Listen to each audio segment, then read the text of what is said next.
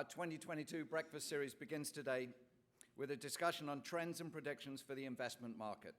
We're very excited to have this learned and accomplished panel here to enlighten us today. I'm going to do a very brief bio, and as I do, I would ask the individual maybe to come up and take a seat, and then I'll introduce our moderator. Jacqueline O'Neill, Principal Investment at Bentel Green Oak. Jacqueline has over 14 years of experience in the investment management of real estate and oversees a broad portfolio of office, industrial, multi-residential, and retail assets throughout British Columbia. John Stovall, President and CEO of Reliance Properties. John has been in the real estate investment and development industry for over 25 years. For the past 20-plus years, he has served as a general manager, now president for Reliance Properties, active in the development, ownership, and management of a wide variety of commercial and residential real estate. And Sean Blythen, Director of Acquisitions, Nicola Wealth. With a background in appraisal work across all asset classes, Sean joined Nicola in January of 2016, since when he has been involved in sourcing, underwriting, negotiating of real estate acquisitions and JV partnerships spanning multiple asset classes and markets across Canada and the United States. And now it's my very great pleasure to introduce Tony Quatrine, Vice Chairman, Capital Markets at CBRE. Tony plays an integral part in some of the largest and most recognized commercial real estate transactions in North America, winning Best Investment Transaction at NAIOP Commercial Real Estate Awards for the last 3 consecutive years, as well as CBRE Canada's top performing sales professional in 2020. Tony will be our moderator today. Please welcome him to the podium. Thanks, sir. Wow. Thank you, Paul.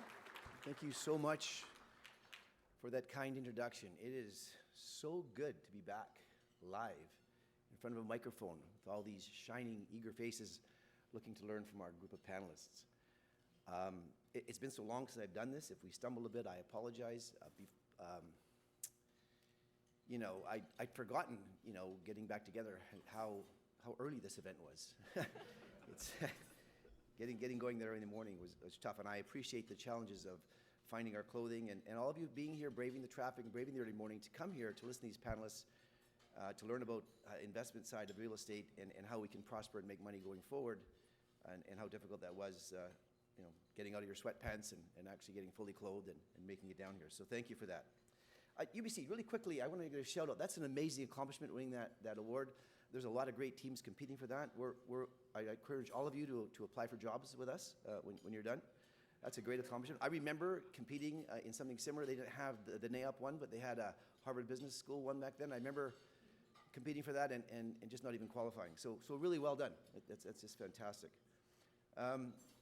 So really quickly, great introduction of great panelists. That's really why you're all here, to hear what they have to say, how we can prosper and grow our wealth and advise our clients and our businesses in commercial real estate industry going forward. Just really briefly on the capital, Jacqueline O'Neill is involved. Her company has $15 billion in pension fund assets under management, 140 different pension funds in her pooled fund. So we're going to get a real good understanding of what the pension or institutional capital is thinking about today. Jumping over John to Sean, we've got private equity at Nicola Wealth. Nicola Wealth's been an amazing growth story in Vancouver. $7.2 billion AUM, and haven't been really in the real estate section for that long from the wealth management company. So private equity, 80 transactions last year for this group across all asset classes, $2 billion in acquisitions. So really active. So we get to learn what private equity is thinking, and maybe is that different than the pension. And then of course John Stovall, Reliance Properties, probably one of the most prolific and dynamic developers. Some 600 units of rental, similar amount of condo homes, 1,000 in the pipeline right now in terms of residential, and about 1 million square feet of office. So a prolific, dynamic development group that also marries up with private and public capital. So we'll see how he builds these buildings and that these groups want to invest in. So that's what we should get a good cross-section today. So listen carefully and be ready to be educated. I'm going to give the panelists a couple of overview points to consider and give you a sense of some of the challenges that they're facing today. So current events. A lot of speakers get up and talk about their discussion points, and they'll say, may you live in interesting times. It's a Chinese proverb. We hear it all the time. I think it's a bit hackneyed. I promised never to use it, but there go I did. But we've got a ground war in Europe. We've got nuclear proliferation in China. We've got massive inflation and rising interest rates. So lots of things are happening that these folks have to be worried about in making their investment decisions. If we look at some of these, our challenges are a couple of headwinds. Rising construction costs. We've seen massive increases in this, and inflation today. We'll talk about that in a second. But cost: oil up 130%, aluminum 91%, copper 62%. You get the picture. Costs are really, really, really high, and that's causing all these groups consternation when it comes to developing a building. It'll be interesting to see how they're going to meet those challenges. We got inflation. We got massive inflation, and the response to that is rising interest rates. So we look at the compression in the spreads between cap rates. This is overall Canada. Now, these cap rates don't really match up. I'm just giving you the sense of it here because these are averages. You won't find a 5 cap anywhere, so that's not in. But if you move to Vancouver and look at the spreads between the bond rate, the risk-free rate that these folks could invest in otherwise, are the other capital sources or pension funds and private equity to put their money, as opposed to real estate, it's the bond rate. So that spread has to be there to take the risk associated with real estate. If you move to Vancouver, you can see that spread is much, much, much lower. So it's very, very hard to start to say, should we take on that risk? And then if you look at the actual interest rate, so the first line on the bottom was, of course, the Bank of Canada rate and the spread between what you can invest risk-free money in versus what you could get in real estate. Here we add 200 basis points, and we get the interest rate. And you can see there at the cross point today, we actually have something called negative leverage. For the Sean and Jocelyn, the 14 and 15-year veterans in the industry, I'm sure you've heard about it. It's like a rumor, like Bigfoot, does it really exist? But there it is. John and I remember it very clearly from the 1980s when interest rates were up in the 20s. So that is going to change the way we look at real estate, because what we buy and what we finance for is going to take the returns down and no longer take them up. So it'll be interesting to see how the folks channel that challenge. So the interest rates are going up, of course, to fight inflation. We've had massive inflation. I think the headline this morning was the inflation reaches an all-time high, 6.7%. The last time inflation was 6.7% was 31 years ago, 1989. Anybody want to guess what interest rates were in 1989? John probably knows. 14%. So we're still pretty low, but it could make a difference. You can see what the impacts could be. So Mecklin has said that we've got to get inflationary down, our central banker, and we're in for the quickest tightening of raising of interest rates in history. So that's going to be some more challenges. So not too much pressure, but it's not all bad news for these guys. We've got some tailwinds helping support the marketplace. If we look at the main headwind is immigration. We're looking at 1.3 million people coming into Canada. We've got a prime minister that wants more immigration, loosening our policies. So we're going to get more people, which is what real estate's really all about. It's all about the people. They have to live in our houses, work in our office buildings, work in our industrial parks. So more people should be good for real estate. In BC, we're the biggest beneficiary of that. We have 100,000 people moving here. Our business has never been busier. I think a lot of it is driven by this. You can see the forecasts were only for 70, so they've missed the forecast, they've missed the growth. We're getting a lot of people here, and we're going to talk about if those tailwinds are going to outweigh the headwinds. And I guess to start this off and stop putting to sleep with statistics, we'll ask the panelists. There's some pretty heady stuff out there. You got the wars, we got the interest rates. What are they sitting at the boardroom table and your pension funds are getting your reports? What are your funds saying? Are you guys still buying? Are you still active? Are you still keen on investing? Start with Jocelyn, the pension funds. I'll start it off. I think you covered it all, though. I think was that a shot? I think you look at the news and it's all doomsday, right? And we look at Europe and what's happening there is awful. You see, high interest rates. It reminds some of us of the 80s.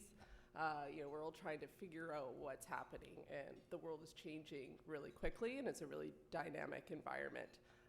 And so I think we're all taking stock in terms of extrapolating this and looking forward and seeing kind of, where our capital flow is going to go, and, where are people going to invest, because there's still a lot of capital in the market looking to be placed. So, taking a step back from those kind of doomsday headlines and And at the risk of venturing into what might be a career-limiting statement, obviously we're still very bullish on commercial real estate. We're still actively looking at opportunities across Canada. We see the inflation, pushing the revenue growth over the long term, looking for opportunities where we can capitalize that on the near to medium term. And obviously, as you said, the story for Vancouver, we anticipate there may even be a bit of a flight to safety with respect to how Vancouver performed, how Canada performed recently, and is looking going forward. And we just see that continued demand and growth, which is going to help raise rents, and mitigate perhaps the headwinds that you see from the rising inflation rates on those levered investments. So capital, your capital is still saying we want to invest. We talk about a safe haven. Are we safe with all the headwinds that are out there? But there's lots of capital. You mentioned that. I'm going to touch on that again later. That's driving it. And I'm not all if all of you know this, but in Jocelyn's world, we're called an alternative, right? We're not a mainstream investment, right? We're not a bond. We're not a stock. We're an alternative. So the last few years have been like the movie title, The Rise of the Alternatives. And it doesn't seem like that's going away from what I'm hearing in the pension fund, in spite of these headwinds. So that's really great news for us. Just jump over John for a second. Sean, private equity, is the story similar to Jocelyn's? Are you still buying? You're still investing? Is the capital still flowing into the funds and going into real estate? Yeah, yes, we are definitely still active. And like Jacqueline said, if we start buying, then I don't really have a job. So, I mean, we just got to be more disciplined, smart in our decision making and the deals that we look at. Changing environment is opportunities both ways. Sellers and buyers have different expectations, so it's going to be tough for the brokers in the room to try and manage the expectations of both sides, try and get a deal done. Perhaps they're, with the interest rate environment, we're a leveraged buyer. It's going to be more challenging to kind of get deals to pencil. Perhaps there's more VTBs, more creative deal structures out there, but we're still very active, still seeing a lot, and still doing deals. I like that, VTBs, very creative. I made a note of that. Audience, think about that. You're trying to get your deals done. There's a creative solution. It's good to hear private equity is also there. So it looks like we're still going to have a market. John, you're probably the most vulnerable of the group up here in terms of development risk. You've got long-term, nothing about our age. Come on. Sure we're about the that. same. We're the same age. But you're taking longer-term risk. Your developments take longer to get to market, and so on. Are you still active? Going to keep developing? Going to keep going? Keep investing? Well, first of all, thanks for inviting me to a prediction conference when we all have questions and nobody has answers. Again. That's why we're here. And maybe to round out some context on my perspective, is I also represent a very large family office. So, although we take in partners on our larger projects, such as pension funds and pension syndication groups, we are also a family office, and family offices are a very significant part of the Vancouver real estate market. The family companies, you know who they all are, and family offices are opportunistic and move in and out of the market depending on conditions, and are usually sitting on large, holding portfolios, which we are. So we're able to look at these kind of market conditions and not really see them as existential, because you just throttle the pace of growth or acquisitions. And if you are feeling uncertain, you just focus on the pipeline you already have, which for us is fairly significant. But all that said, we're on balance still pretty positive. Anybody would be foolish not to be asking themselves a lot of questions right now on construction, on interest rates, on do cap rates start to need to readjust on exiting in order to avoid negative leverage. But on balance, we're still very positive. Yeah. How do you feel about cap rates decompressing, Jocelyn? Are you a little worried about that? Isn't that how your returns are driven? That wouldn't be a good thing. I think we'd like some cap rate. Hey, an unexpected answer. Of course, it would create some opportunity. Yeah, create some opportunity. I think the benefit for us is, we're probably not as reliant on leverage to pursue our acquisitions, and we may have been priced out of some opportunities, particularly multi-res, over the past little while here, which was largely driven by very low yielding CMHC financing. So, there may be an opportunity for us in some sectors that we weren't able to kind of make the pencil it out. I think there's certainly, there are going to be implications from rising interest rates and how they ripple with the cap rates. Part of that may be offset with rising revenues in terms of where can you get that yield in, year 3, year 5. And as a result of that, there may be a bit of a pause Yeah. in the market, which it maybe isn't great for the brokers as we readjust our expectations, both on the buyer and seller side. Pardon me? Um, But I think it's changing quickly, and so we haven't seen any data points yet in terms of to bench it on. So No. you know, And I can tell you, they're not there. Yeah. And we're in the front lines of the market doing those deals, and those data points of decompression or price adjustments downward, values going down are not there yet. But it's not all bad news, right? I mean, we've got some good things. We've got record volumes of real estate. So I'm really glad that and you mentioned rising rental rates and rising pricing, rising rates across the market to help buoy this up, and lots of capital. You mentioned that earlier. And so we can see that. Glad that you're all still buyers. Glad that you're all still going to stay the course, at least for now. We see record years in real estate here in terms of investment volumes, and that's consistent. I want to look at, we've got, the three markets. Obviously, people want the gateway cities, Vancouver, Toronto, Montreal. I'm assuming you're all pretty much the same. I know, Sean, you go south of the border. We'll talk about that in a second. But you can see we're one of the strongest, and that little green line you see there shows that we've exceeded the 3-year average of our activity here in 2021. And so it's pretty amazing in most of that activity in the major markets. This is who's buying. Again, we're in alternatives, but look at how many, every class of people are buying: private equity, private high net worth individuals, pension funds. So everybody's buying, and if we look at what they're buying, these are the asset classes, and we've got, pretty much you're buying everything. So it seems like it's been the same old world. Everybody wants to be in real estate, and everybody's buying everything they can. So the capital, so I'm glad you guys all said you were still buying, because that's what the world is doing, so we're pretty consistent there. It's interesting. I read an article the other morning, and then we'll get into some more questions on this to talk about how this is helping your investment decisions. There was $250 billion raised for global real estate last year, 2021. If you want to wonder if $250 billion is a lot on a global basis, well, it's a lot anywhere, but it is a lot. It beat the record we had passed was 2019, so we exceeded that record pre-pandemic, and that was a record in 2019. So record amounts of capital have gone to real estate, and less than half of that's invested. So there are some capital pressures to get this money out. So you can see the pressures our panelists are under.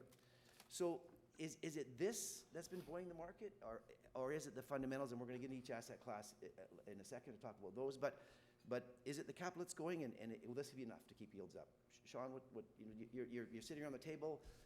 This is what we all know, Nicola Wealth, and the senior managers are coming in, and they're going, okay, Sean, we've got all this money came in, and 80% of it's targeted for alternatives, real estate, get buying. Is capital going to help? I mean, our perspective specifically to Nicola Wealth, I guess it's slightly different. The money comes in through, we're a wealth manager. We have tons of different funds through private debt, private assets, and real estate falls under that kind of private asset model. So the money comes directly into the fund.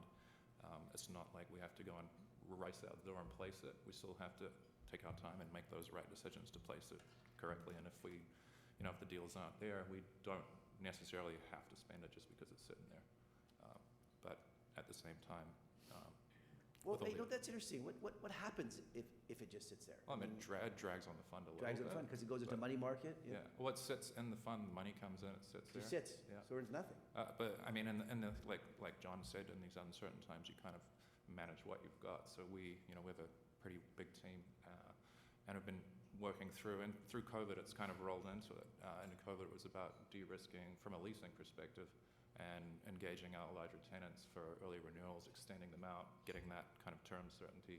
Same thing from our debt portfolio for all of our debt and our funds, seeing where the opportunities were to go and refi and lock in rates before things move. So we've been doing a lot of that behind the scenes, kind of that active asset management, just to make sure that what we've got is good. And then some of that obviously requires capital, whether it's CapEx to get buildings going, to set them up better for a refi or leasing costs and whatnot. So when the order comes in to put the money out, or we have money for real estate, for alternatives, it comes with some stipulations. What are your return hurdles? If it's an income-producing property, we used to try and underwrite to that kind of double-digit return over a 10-year period, but that's obviously getting trickier. So okay, that's a great note. So when that happens, because it's you're coming in, guys like us are coming in and say, well, here's the new price, and here's what we want, and putting in some wild growth rates to try and get you to induce you to look at it closely. and you take that back up, and the returns are below what they were last year. Are you going to get approval for those deals, you think, going forward? Well, it's just the nature of the whole environment. I think our investment committee is well aware that it's harder to generate those types of returns that we've seen historically. But So- you got all that capital. Well, all that capital is relative, depending, I guess, who you're talking to. But Anyway, I appreciate that. I Yeah. think the audience gets it, but just to see the pressure these guys are under, but there is this underlying motivation to get the money out. John, jump to you on the same topic. You're building, you're developing, you're going to be prudent. You already told us that. You do a lot of joint ventures. You got a lot of private equity and public Right. equity involved with you, along with your own private family equity. Are those investors, when they come to you, are they asking for more? Are they asking for higher returns? Do you feel a sense of change? Not really, and for the last number of years, equity, access to equity and debt have not really been issues, for anybody who's trying to get from cash to rent checks. It's all been about barriers to formation, which are supply issues, execution issues, timelines.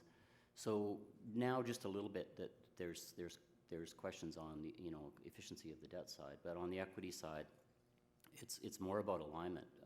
If we're working with partners who come to us with super hard prescriptive, thresholds for returns, those probably aren't the right partners. So we tend to work with partners who are more entrepreneurial and will look at short-term non-achievement of prescriptive thresholds because they want to own the real estate at the other end of the cycle. And so it's more about alignment.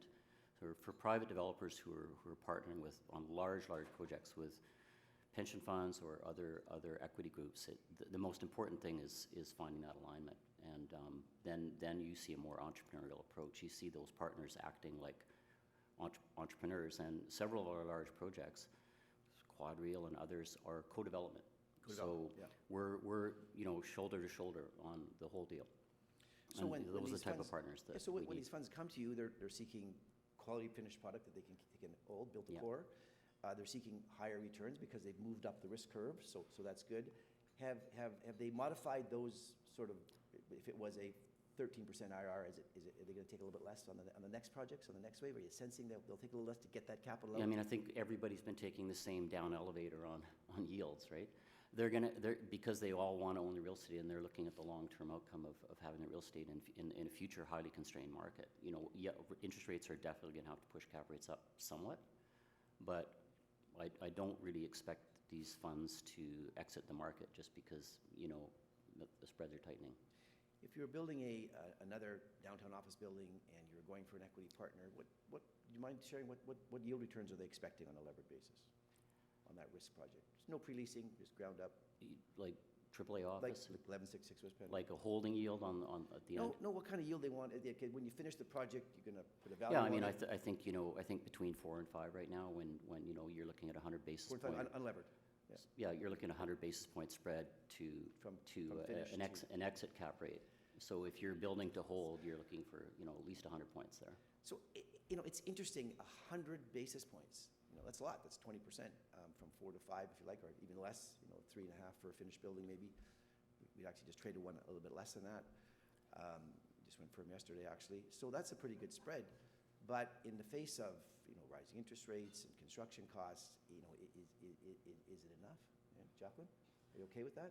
120 basis point spread for pure 20 risk? We got basis? rising 100. construction costs, rising interest rates. Maybe 150. Okay, I'll give you that. I think it's really fluid right now, and it's what's baked into No, that you gotta- 100 is it basis enough? points. So Are your No. funds telling you it's enough? If John brought you that deal, would you Yeah. do it? they'd ask me when was it costed? Was it costed yesterday? Was it costed 6 months ago?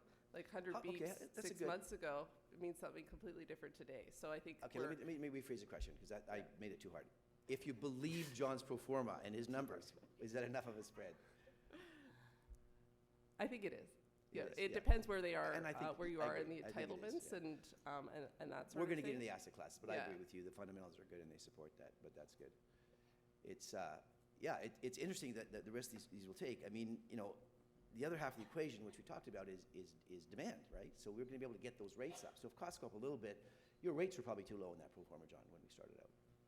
So the Your rental construction- rates, I'm just saying on that same pro Yeah, forma. same everything's hypothetical deal. moving up. I think we're at a time when we got massive, demand momentum, and it's going to be battling with rates and construction costs and rent controls and political uncertainties. One of them's going to win. Yeah. But at the outcome, I think we're going to be seeing office rents going up, or we're seeing rental rents that are over $6. There's only one way out of this. Wages are already rising, and everybody's going to be paying more for everything. So there may be some projects that have to wait a while the income side re-indexes. And that would curb supply, and that should push rates up as well. Which It's help a really weird cycle. Yeah. Sean, a lot of the investment work you do to drive those private equity yields, which are a little bit higher, you've done a lot of joint ventures. You've got a lot of partnerships. I think, like 40 or 50 different partnerships. I can't remember the number. I remember talking to Mark a while back about that. And that's all development, value add, a lot of that. Are you okay with the spreads, the 1.5 from what you can buy to what you can build For to the yield? assets that we're building to keep, I mean, that's just part of the game. You can't build to those kind of merchant returns at all.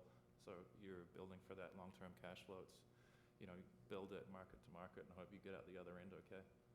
And you're sitting on that, we're trying to build those core assets as more of a defensive position for the fund going forward in the future. So you've got these core assets, sure, they're at a lower yield, but they're solid, they cash flow well, and you've got great liquidity if you ever wanted to get out. But we're long-term holders. And they're an inflation hedge, right? Like the yields compress, the spreads compress, but you're sitting on a non-depreciating asset. Yeah, most of us here at Vancouver Responsible, but you do invest everywhere. Do you find yields similar in all major markets? Are we very unique, just to get your perspective, because you're doing deals in all south of the border? Just to use industrial as an example, because that's what everybody's chasing at the moment. It's pretty much from Vancouver down the west coast, kind of mountain west in the US, like Phoenix, Denver, Vegas, California. Nothing is north of a 4 cap. Maybe it's 4 if it's fully baked with So not that different. Rents, but everything's sub 4 for that kind of class A industrial product. Interesting. And rents are kind of all over the place. Compared to here, you're high teens. Down there, you're still single digit or low double digit rents. Well, everybody's buying. They believe in the tailwinds more than the headwinds. They're prepared to move up the risk curve. They think demand and rising rental rates are going to take care of a lot of problems. So that's very encouraging for me. Let's jump into the asset classes, because we've got to get a sense of which markets are there. I'll give a couple of slides here just to sort of lead us into it. The fundamentals are strong. You can see vacancy rates in Vancouver are amongst the lowest in Canada. And again, these are averages. Don't bleed in the rain. We know we can't get a one-bedroom for $1,600 anywhere. That's decent. So, but it shows that we're still at the high water mark for rental rates and a low for vacancy rates. We saw during the pandemic, as people left the cities, moved out, vacancy rates spiked all the way up to a massive 2.5% or 2.7%, still one of the best in the world, and now they're back down to the Vancouver standard of effectively 0. So vacancy rates are good. Of course, there's rent controls there.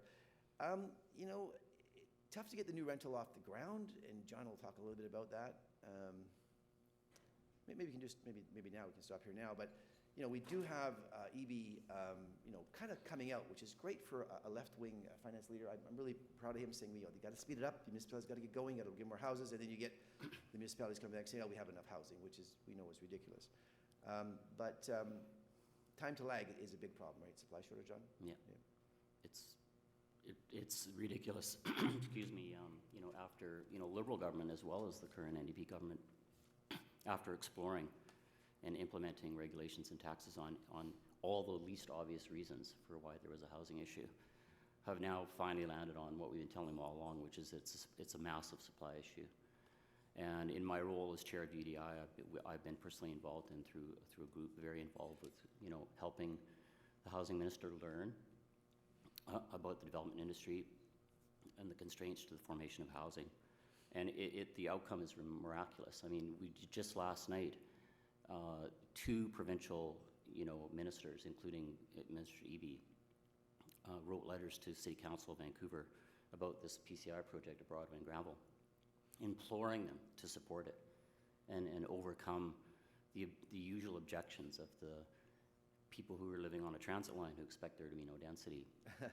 So this is a really interesting development, and I firmly believe that the next municipal election cycle will not result in councils that are pro enough housing. Yeah. And we're almost certain to see unprecedented provincial legislation wading back into setting mandatory housing targets for municipalities. It's really amazing. Well, it's great to see him asking his municipal brethren to loosen up. I mean, there's been so much, government intervention, in the housing market. We got the ban on foreign buyers now from the provincial government. We had foreign investor tax. We had a vacancy tax with speculation tax. Now they're going to end blind bidding. I mean, the government keeps doing every single thing they can to kind of limit supply, or which to try and bring prices down. But all that does is limit supply, in my view. And how do you, without no more supply, how do you bring prices in line? So I think that's interesting. So hopefully this isn't just a political move to get elected. He's actually going to put some policies in and push these municipalities to do something. So the result of all of this, lack of supply, difficult to bring product to market, here's the cap rates. So in every asset class, you're going to see Vancouver has the lowest cap rates. In all asset classes, in multifamily, no different. I think this says 3. These are, again, averages. You'd be hard-pressed to find, unless it's brand new and fully marketed, a cap rate at this level. So based on that, Sean, everybody wants multifamily. You've got all these high net worth individuals investing into the fund. They want their money in real estate. They want to drive by. I own that building. It's kind of a nice thing for the wealth manager to have in Vancouver, where a lot of the money is probably coming from. Are you going to buy multifamily at these cap rates? We can't, and we never have, but we'll build it. You'll build it. We can't make the metrics work the way our funds are structured to go and buy these, sub-3 cap deals. So we have to go buy land, build it. Obviously, it takes longer, but then at the end of the day, you got that brand new asset, less capital. Do you have any of that build to core in Vancouver? We have a few sites that are not yet in production. We have some construction in Victoria, probably about 600-700 units over there, and over here it would be 600 to 1,000, depending on how things shake out from density and whatnot. But that's a big part of our fund. It's a small piece of our fund right now in Canada. It makes up the majority of our US fund, but our push in BC locally is to build and keep those assets. Do you think the private equity kind of gets all that? Like, everybody wants to own an apartment building. It's safe. My money's safe. There's lots of demand. There's zero vacancy. Rates are always going to go up, albeit under a sort of rent-controlled system that kind of moves as the government's changed. But they think, I'm going to build from scratch. They think that risk, they understand that? You think that's okay for them? Do they get that? I mean, with the risk from any development, I guess there's the risk there, but communicating that back to our investors, I guess, comes through our quarterly reports, but I don't know how much. Like, we've got so many, there's 1,500 to 2,000 investors, various levels of sophistication. Some just want that real estate allocation. Because it's a fund, it's diversified through asset classes, strategy. So development only makes up a certain piece because we don't want that to drag down the fund returns from all the income-producing properties. So we have to make it's a balance, right? Balance that decision. Of what equity Well, is, look, every allocated investor to knows that there's risk in program. development, and the money's still coming in, so that's a Yeah. positive sign. So I have to say yes. Jocko, same thing with the pension funds. They've all moved up the risk curve. Built to core, is that the only way you get your multifamily? Let's just start. Let's back up. You want multifamily, Mike? Is that a fair? Definitely, yeah. We're certainly underweight on the terms of weighting. multifamily sector. We've been fortunate enough that we have some historical sites where we've been able to look to densify or redevelop for multifamily. We developed an infill site that we did was the Viridian project at Burrard and 14th there, which was an existing property that Sun Life owned, and we went to the city to add that density to build a new tower on the site. It only took 5 or 7 years to get it done, but now the project is completed and fully leased up, and we're really pleased with what we got there. We're looking at a couple other opportunities, certainly on the development side, to get a bit more of a premium, taking on a little bit more risk. But what I would say is, we see a lot of multifamily sites, and a big concern for us has been the entitlement risk in certain municipalities. That, to Sean's point, is if we can't kind of price it, how long is the drag going to be on the land buy? Because we get benched the same way in terms of our returns. We kind of shy away from some of that risk. So if municipalities can take some of that uncertainty out of the process for us, I think you'll just see a stronger appetite and more product go into production. So it's like there's an appetite. Obviously, there's some concerns right now with what's happening with construction costs, but show us the path, and I think that you'll see more come down the pipeline. So 5 years for entitlement, John. You're a specialist in taking entitlement risk. You kind of get a good sense of the OCP, what the zoning is. You'll take it on. years in development, you get to buy the land here, and then Jocelyn gets to come into the land here, that lift. Right. So that's the biggest. If we could reduce that entitlement risk, we'd be able to bring the land in here for everybody, because it's tough for the funds to take entitlement risk, probably tough for private equity. We want that entitlement risk as low as possible. That would be a big help. And so that is a bottleneck in a lot more ways than just timing and delivery, isn't it? Yeah, the risk is a huge aspect, and, so much so that, we're very often selling interest in sites to pension groups who could have bought them themselves, but they won't, because they can't sell the entitlement risk to investment committees, and they don't really have the execution capabilities or boots on the ground to do the entitlement. It's kind of a dark art, entitlement. So dark. it would be better. The U.S. they just write checks, right? I mean, we make a little less money on the run up, but it would still be good for us, because we're not putting 5% into these deals. We're putting 40%. So it's our money too. So if we could compress that entitlement cycle and reduce the risk, that would help offset some of these other issues that we're dealing with now, like construction and interest. And I think that level of equity that you're prepared to participate on really gives a lot of comfort to your co-investors. Yeah, we're both a lot of awake at night. developers, Yeah. Sean, 10% if you're lucky, and that's other people's money sometimes. So then there's more comfort when you're putting up all that level of equity. So good job on that. Well, we talked about it here at almost every section, every set of slides. Rising rental rates, tight supply. We got a little bit of a problem in multifamily because we got this thing called rent controls.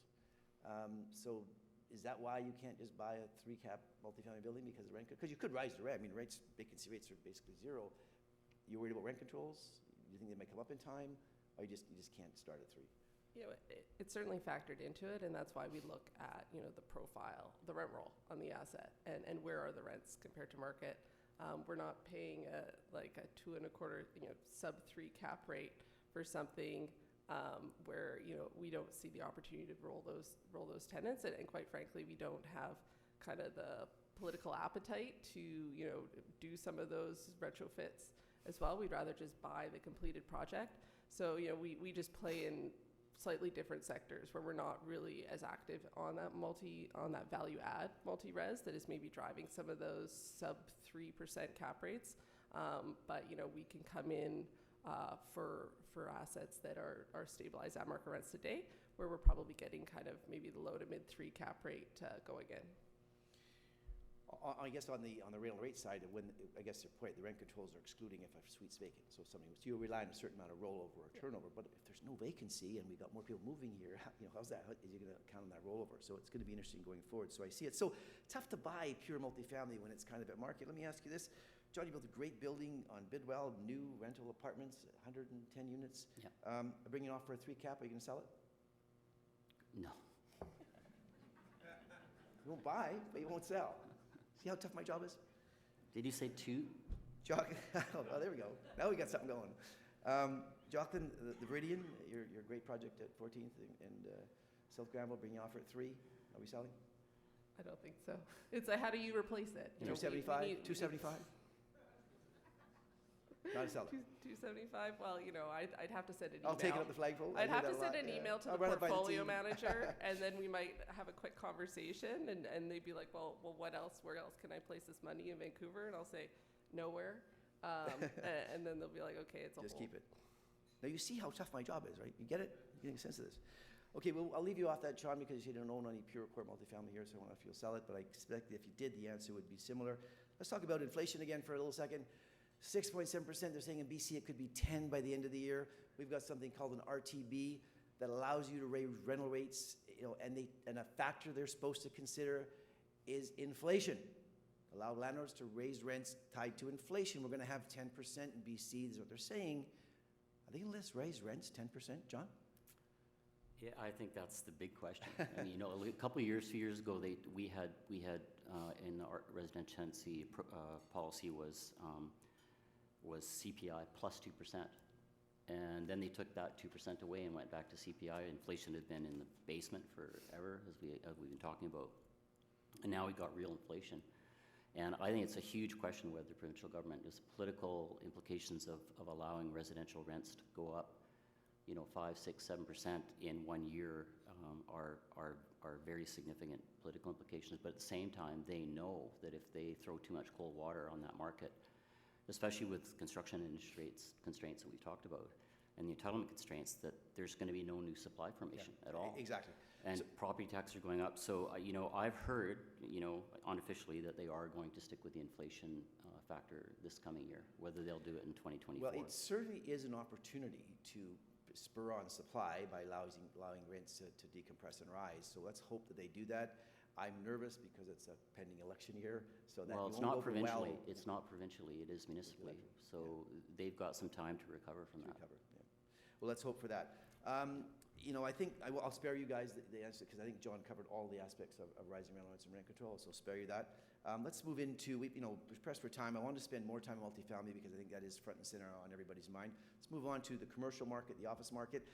Not dissimilar in a lot of ways. Vancouver has, some of the highest rental rates in the country, and one of the lowest vacancy rates, which is the envy of really the entire globe. I can tell you that. You can see that Canadian markets as they, I went wrong, sorry. The Canadian markets as they fare across all major cities across North America, still one of the lowest the vacancy rates in North America. You can see here, we've got, I can't see that far, my apologies. Got 4 million square feet of supply in Vancouver. I think close to 70% of that is pre-leased, and about 80% of that is real new demand. So really, the actual vacancy rate is not going to spike up. We're adding almost 15% to the total supply, and yet vacancy rates are still going to hold. That's pretty spectacular, and if you can see the growth projections here from our firms and the vacancy rate projections and the absorption and the supply, you can see that vacancy rates will come right up to 7.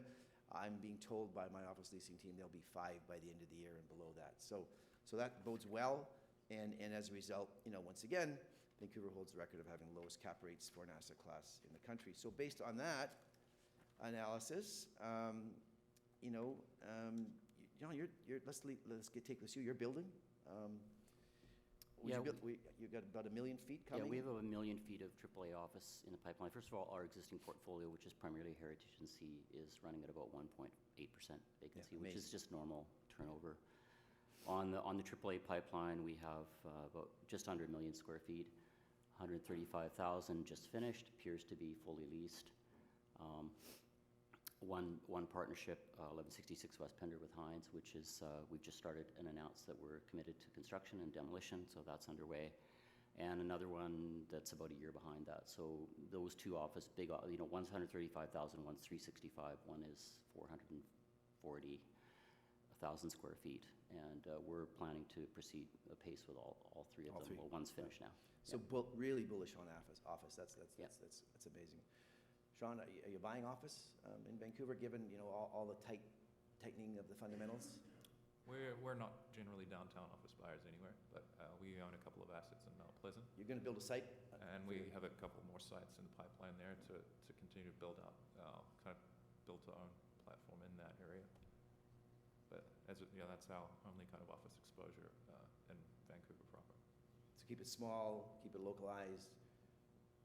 Return levels expectations for office are the same as for, are you a little more aggressive? You want a little more higher returns when you go to office than you do for?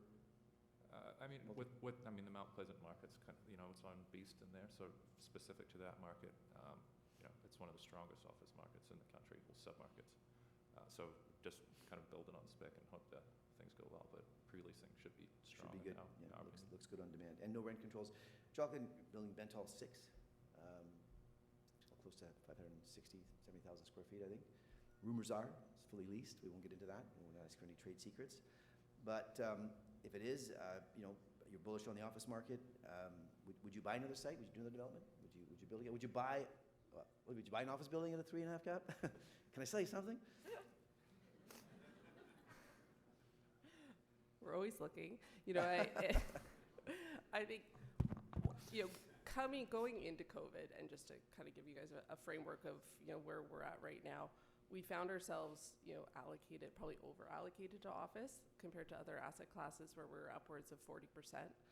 So over the past year and a half, we did sell some of our smaller office assets in BC, more just kind of right sizing our allocations for office, and knowing that we had B6 under construction, which was going into production.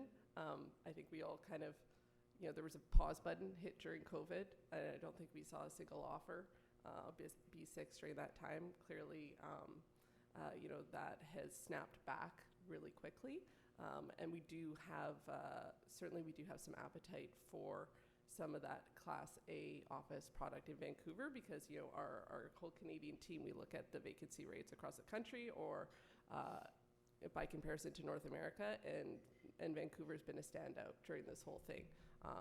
With absorption from the tech sector, we're seeing some interest in the life science sector, and frankly, just a little bit more resilient in terms of companies not totally converting to that work from home model.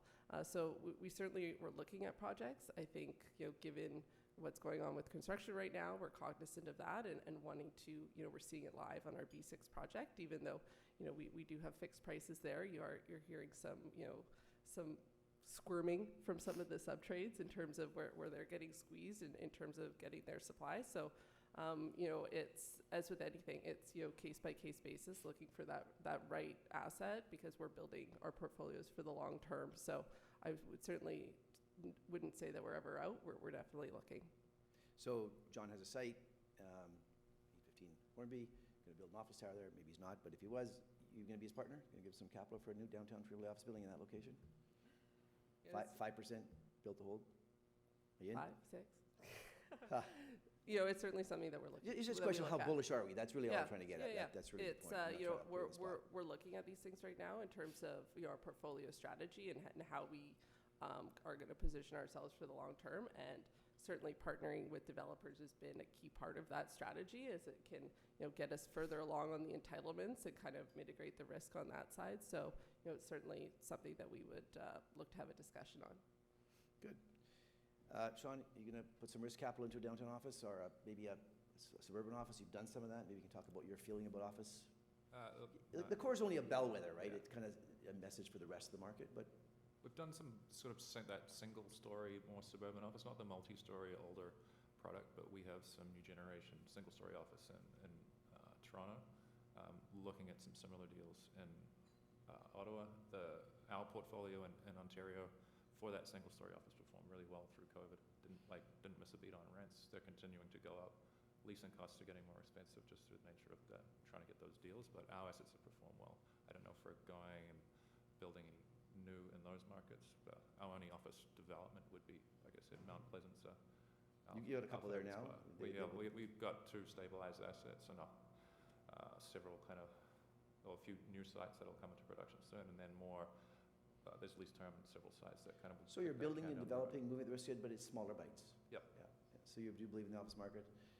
And John, if you had an option to build on that site, office is still a good bet in your world, despite the supply that's coming and So, typically where we have office, that's the only thing you can build if you're talking That's the all core. you can build, Yeah, so it's not a choice. You can't do res in the core. So, although we are trying to do res in the core right now. And in fairness, you've answered the question of building 1 million feet. So I think we're good there. Now, so when you do your pro formas, the end result is a low 3 cap. On the exit strategy, you might keep it, but you got to put that out for appraisal to tell the investors what they made, theoretically at least. Are you comfortable those cap rates are going to hold? Because of construction? Well, your rental rates are going to rise. They have to. They have to. Yeah. If we want to assume that nobody's going to move to Vancouver and open up an office, nobody's going to move to Vancouver to live, then we could stop.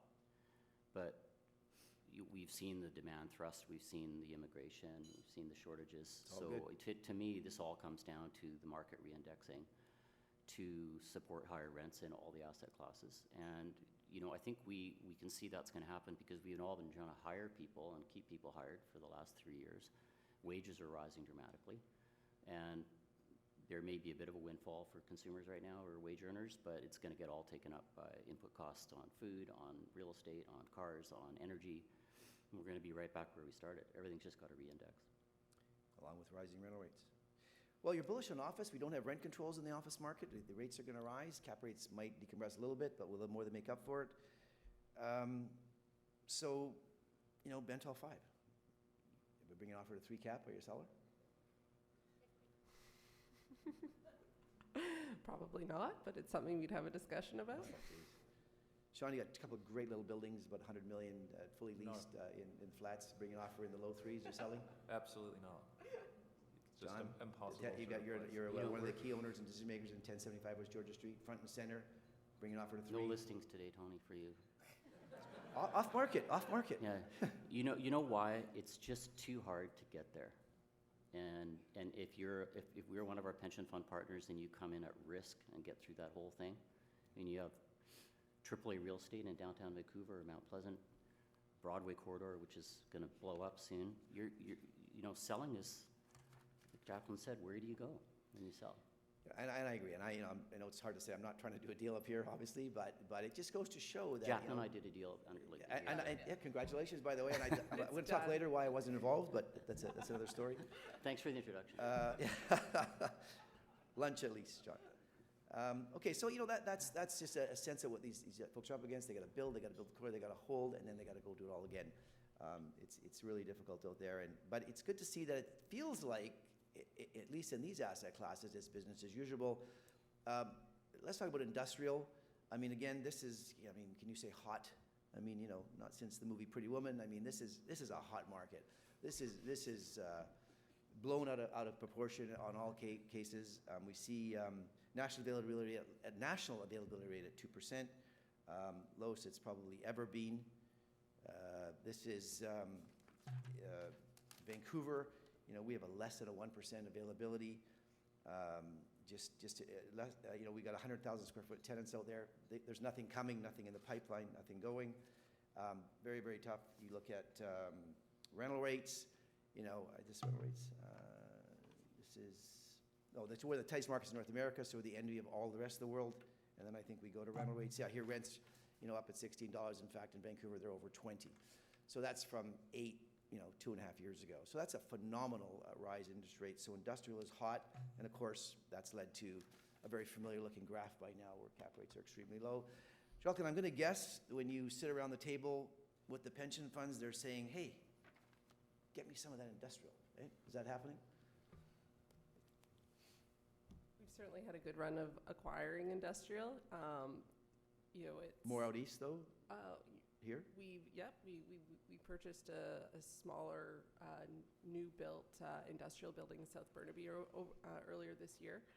You know, and I think we kind of pick our spots. We look at the rollover profile of the asset, you know, the bones of it, the dynamics of what's going on in the area, and on this one, I think we kind of were able to seize on a little bit of an opportunity where it was kind of smaller than what traditional institutions would look at, and bigger than some of the privates, and we were able to come in. We didn't need financing, so we could close very quickly. So, you know, we're not like a carte blanche buyer of industrial at these yields across the board, but I would say, you know, we're looking for our spots. We're looking at development. You know, I think back, like We develop direct or with partners? You know, we would do both. Both? Good. You know, when I think back, we received some unsolicited paper, you know, a couple of years ago at what were, you know, seemed like very low cap rates at the time on the $9 market rent in North Richmond.